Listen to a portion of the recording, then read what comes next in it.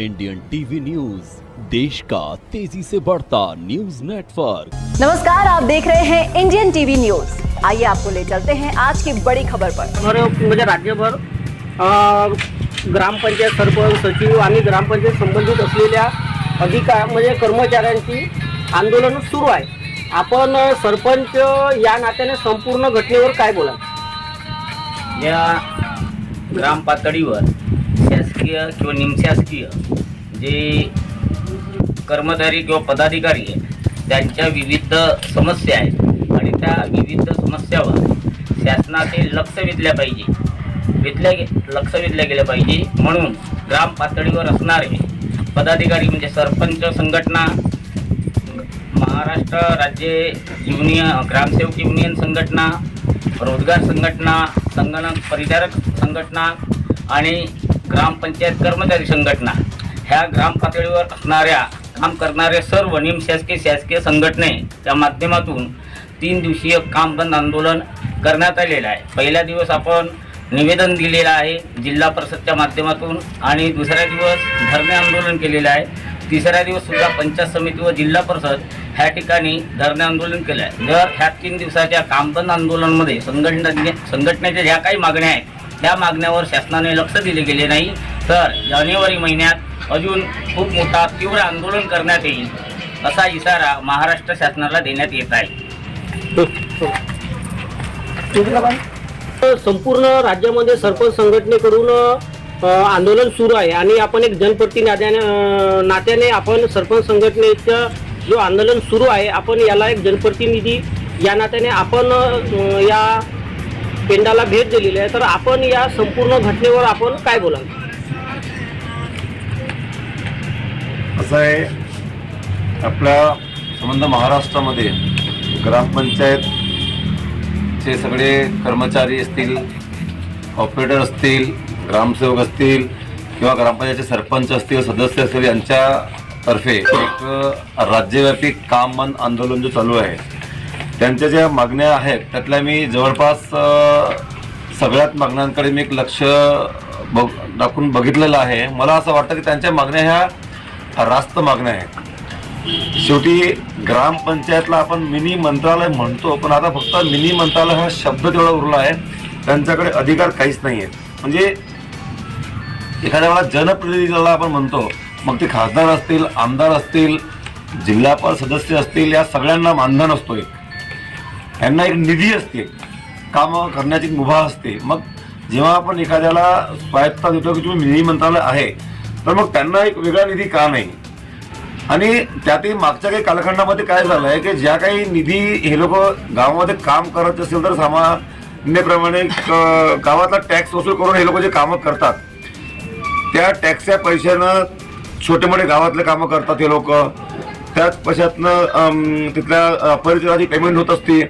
पण मागच्या कालखंडामध्ये काय झालं, सरकारच्या एवढा काही योजना असतात ज्या पक्षवाढीसाठी हे राबवतात आणि त्याचा भुर्दंडा ग्रामपंचायतला भरावा लागतो, अशी व्यवस्था होऊन राहिली आहे। कधी यांची अलस यात्रा, कधी यांची हे यात्रा, कधी यांची ते यात्रा, कधी म्हणजे मला नाव नाही घ्यायचं आहे पण सरकार ही भारत सरकार आहे पण कोणाच्या एका व्यक्तीच्या नावानं सरकार आहे, त्यांची गाडी येते मग गावामध्ये, मग त्यांची व्यवस्था करा, मग तुमच्या त्या योजनेच्या मागं गावातले सरपंच, गावातले मेंबर लोक आपले काम धंदे सोडून हे लोक त्या योजनेच्या मागं लागून राहतात आणि हे त्यांना करणं मॅन्डेटरी केलं आहे। आणि म्हणून यांचा जो पैसा त्यांना तुम्ही पैसे देत नाही आणि हे जे जमा करतात सामान्यपणे ह्याही तुम्ही तुमच्या शासकीय योजनांचं नाव दाखवून तुमच्या पक्षाच्या नावावर जे तुम्ही योजना राबवत आहात ते त्याच्यावर तुम्ही खर्च करून राहिले आहे। तर हा या ग्रामपंचायतच्या सगळ्या मेंबर्सवरती अन्याय आहे।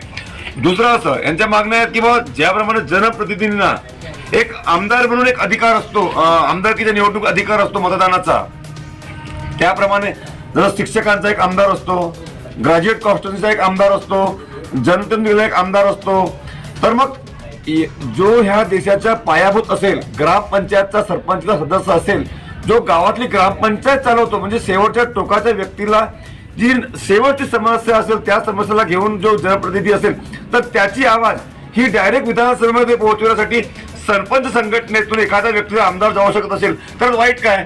कारण की आजचे जे आमदार आहेत यांना फक्त असं वाटतं की आम्ही रोड, रस्ते, नाली एवढे फक्त कामं आणले 50 कोटी 100 कोटी तर आपली आमदारकी किंवा खासदारकी किंवा एखादा त्यांचा पद जाईल हा पूर्ण झालाय असं वाटतं। यांच्या समस्यांसाठी त्यांच्याकडे वेळ नाही किंवा त्यांनी यांच्या समस्या ते मांडतही नाही, म्हणून यांचे असं म्हणणं आहे की आमची समस्या मांडण्यासाठी आमचा एक आमदार हा विधानसभेमध्ये असावा, एक प्रतिनिधी म्हणून असावा, ही जर यांची मागणी असेल तर वाईट काय यांचं।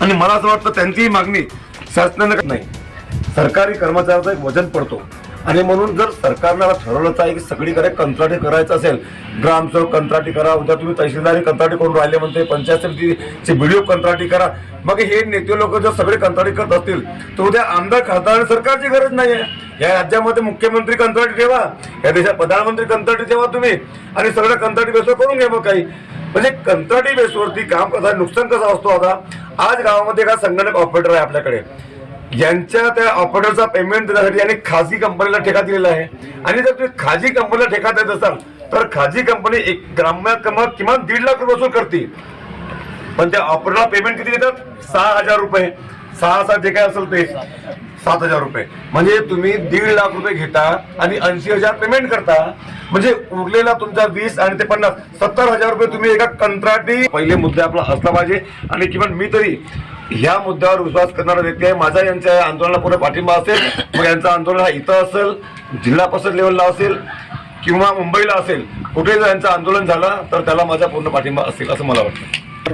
मैं प्रवीण शिंदे गोंदिया जिले से, महाराष्ट्र गोंदिया जिले से आज त्रियों तालुका में आया हूँ और इस त्रियों तालुका में तुम्हारा पटवारी संगठन सरपंच संगठन और ग्राम सेवक संगठन इनका यहाँ पर मोर्चे का जो आयोजन किया हुआ है, उस आयोजन में मैं यहाँ पे सहभाग होने आया हूँ और इनकी जो समस्या है, इस समस्या के लिए यहाँ पर गुड्डू बोपचे, रविकांत बोपचे जी जो राष्ट्रवादी कांग्रेस पार्टी शरद पवार गुट के हैं, इनसे हम लोग कुछ बातचीत करेंगे और संगठन के बारे में और इस आंदोलन के बारे में वो क्या बताते हैं वो जानने की कोशिश करेंगे। वो उनसे डिलीवरी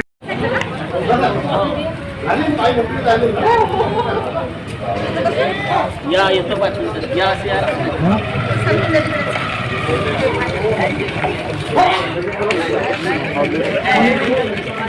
याला विचारा यांना कोणती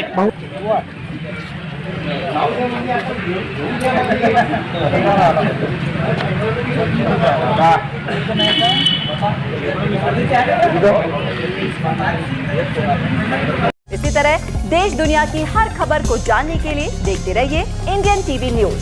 हमारे चैनल को सब्सक्राइब कीजिए और हमारी इस वीडियो को शेयर जरूर कीजिए। धन्यवाद। फिर मिलते हैं अगली खबर के साथ। इंडियन टीवी न्यूज, देश का तेजी से बढ़ता न्यूज नेटवर्क।